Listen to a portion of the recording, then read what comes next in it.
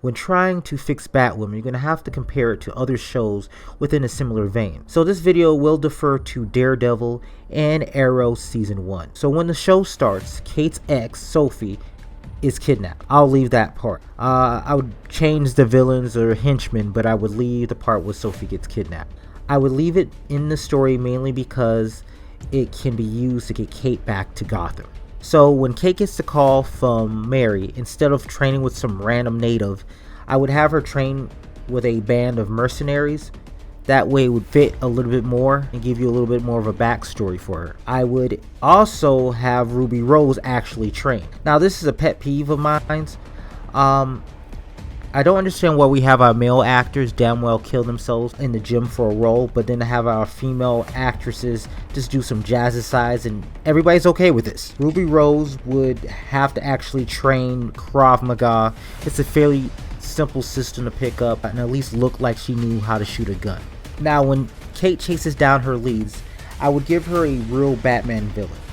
Alice is a she's trash. She's a garbage villain. Let's just be honest. I would give Kate a real villain. Go down the rogues list, find a pretty strong Batman villain, and I would give that to Kate. I would give her a strong villain who could easily overpower her and at least give the Crows a hard time. I would leave Kate getting knocked out and waking up in an underground clinic. I would definitely cut the whole you've never loved me dad nonsense CW shit.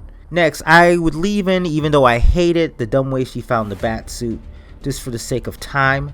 But I would make Luke Fox smart, but also leave in his comic book MMA expert background. In this way, he could fulfill the John Diggle and the Felicity Smoke roles from Arrow and give her somebody to work off. As the show is now, he's just a butt of jokes and getting bullied all the time. Kate would make a plea to him to please help her and make the suit fit her, so she could save her ex.